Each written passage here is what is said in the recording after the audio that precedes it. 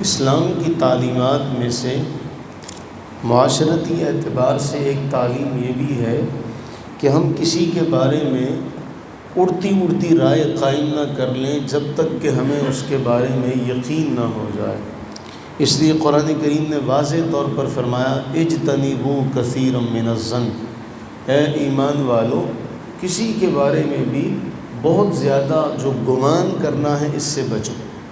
ان بعض الظن اثم، اس لیے کہ بعض گمان گناہ ہوتے ہیں۔ ولا تجسسوا، اسی لیے کسی کے ٹوہ میں نہ لگے رہو، اسی لیے کسی کی غیبت نہ کرو۔ تو ایک بڑا اہم جملہ یہاں یہ ہے کہ کسی کے بارے میں رائے قائم نہ کر لو جب تک تمہیں اس بارے میں کوئی حتمی رائے، کوئی حتمی ثبوت نہ مل جائے۔ اپنی رائے کو عملی جامہ نہ پہنانا، شک کی بنا پر کوئی فیصلہ نہ کرنا۔ اسی طرح کا ایک معاملہ نبی صلی اللہ علیہ وسلم کی بارگاہ میں پیش ہوتا ہے۔ مسند احمد کی حدیث نمبر ہے 7264۔ حضرت سیدنا ابو ہریرہ رضی اللہ تعالیٰ عنہ بیان فرماتے ہیں کہ جاء رجل من بنی فزارہ الی النبی صلی اللہ علیہ وسلم، بنی فزارہ قبیلے کا ایک شخص نبی صلی اللہ علیہ وسلم کی خدمت اقدس میں حاضر ہوتا ہے۔ وہ عرض کرتا ہے ان امراتی ولدت غلاما اسود، اے اللہ کے نبی صلی اللہ علیہ وسلم میری بیوی نے بیٹا جنا ہے لیکن اس کی رنگت سیاہ ہے۔ اس ایک جملے سے نبی صلی اللہ علیہ وسلم سمجھ گئے کہ یہ کیا کہنا چاہتا ہے۔ محدثین نے اس کی شرح میں لکھا کہ اسے کوئی شک تھا کہ یہ ہو سکتا ہے میرا بیٹا نہ ہو، کیونکہ نہ اس کی رنگت مجھ پر ہے نہ میری بیوی پر ہے، تو یہ معاملہ کچھ اور لگتا ہے۔ تو اس نے اس شک کا اظہار نبی صلی اللہ علیہ وسلم سے ان لفظوں میں کیا کہ میری بیوی نے جو بچہ جنا ہے وہ سیاہ رنگ کا ہے۔ اللہ کے نبی علیہ السلام جان گئے کہ یہ کیا کہنا چاہتا ہے اور اس کے پیچھے کون سی اس کی رائے ہے۔ اللہ کے نبی علیہ السلام نے فوراً سوال کیا، فرمایا هل لک من ابل، تیرے پاس اونٹ بھی ہیں؟ کیا اونٹ ہیں تیرے پاس؟ اس نے کہا نعم، جی میرے پاس اونٹ ہیں۔ فرمایا ان کی رنگت کیا ہے، ان اونٹوں کا رنگ کیا ہے؟ تو وہ کہنے لگا جی حمر، سرخ رنگ کے اونٹ ہوتے ہیں۔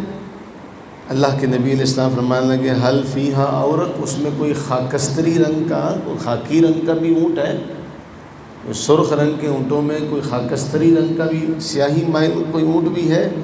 اس نے کہا ہاں ان فیہا نورقا، اس میں بڑے اونٹ جو ہیں وہ خاکستری رنگ کے ہیں، کوئی سرخ رنگ کا ہے، کوئی سیاہی مائل ہے۔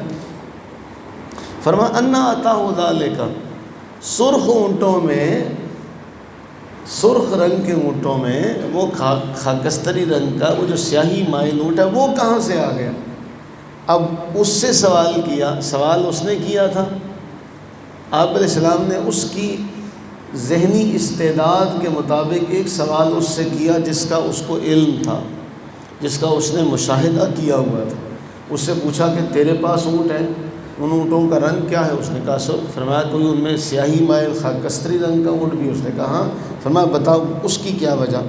اب وہ شخص خود جواب دیتا ہے عسیٰ ان یکون نزعہ عرق، کوئی رگ جو ہوگی، اتنی ساری رگوں میں کسی رگ نے جوش مار دیا ہوگا، وہ اس رنگ کا ہو گیا۔ تو فرمایا یہاں بھی ایسا ہی معاملہ ہے، تیرے آباء و اجداد میں کوئی سیاہ رنگ کا گزرا ہوگا، تیرا بیٹا اس پہ چلا گیا۔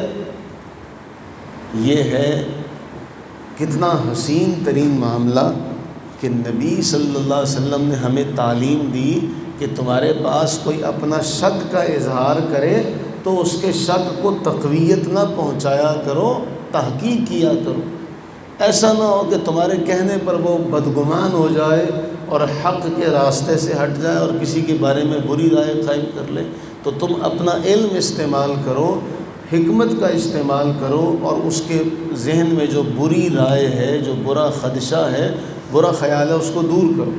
اس لیے اللہ کے نبی نے کیسی عمدہ مثال جو اس کے ذہن کے مطابق تھی وہ مثال اس کے سامنے ذکر کی اور اسی کے منہ سے نکلوایا، اور اس نے خود یہ کہا کہ کوئی رگ جو ہوگی وہ زیادہ طاقتور ہوگی تو وہ خاکستری رنگ کا اونٹ ہو گیا۔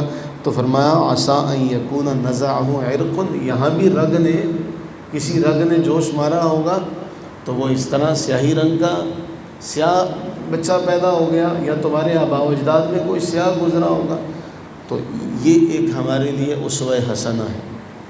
ایسا نہیں ہے کہ ہمارے پاس کوئی آئے تو ہم اس کے اوپر مزید تیل ڈالیں، جلتی پر تیل ڈالنے کا ہم کام کریں اور مزید آگ کو بجھائیں، ہاں ہاں تو بالکل صحیح کہتا ہے، ایسا ہی ہے، اور بعد میں ہمیں پتہ چلے کہ اس طرح کا کوئی معاملہ نہیں، اور ہم کہیں جی ہم نے تو سنا کہ یہ بات۔ رسول اللہ صلی اللہ علیہ وسلم نے فرمایا کسی آدمی کے جھوٹا ہونے کے لیے اتنی ہی کافی ہے کہ سنی سنائی بات آگے کر دیں،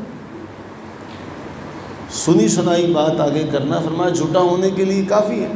تو تحقیق کا معیار یہ ہے کہ آپ کے پاس بات پہنچتی ہے تو اس کو تحقیق کے معیار پر پرکھا جائے، اس کو تحقیق کے معیار پر رکھا جائے، پھر اس کو کہیں آگے ذکر کیا جائے، ورنہ آپ یہ کہیں جی فلاں نے کی تھی، تو اگر فلاں آدمی جو ہے وہ کنویں میں چھلانگ لگائے گا تو آپ اس کے پیچھے کنویں میں چھلانگ لگائیں گے۔ اگر ایک آدمی غلط ہے تو آپ کو یہ اجازت نہیں ہے کہ آپ بھی غلطی کے راستے پر چل پڑیں۔ اللہ سے دعا کریں کہ اللہ تعالی ہمیں ان حکمتوں کو جاننے کی توفیق عطا فرمائے اور ان حکمتوں کو اپنی زندگی میں بروئے کار لانے کی توفیق عطا فرمائے۔ آمین ثم آمین۔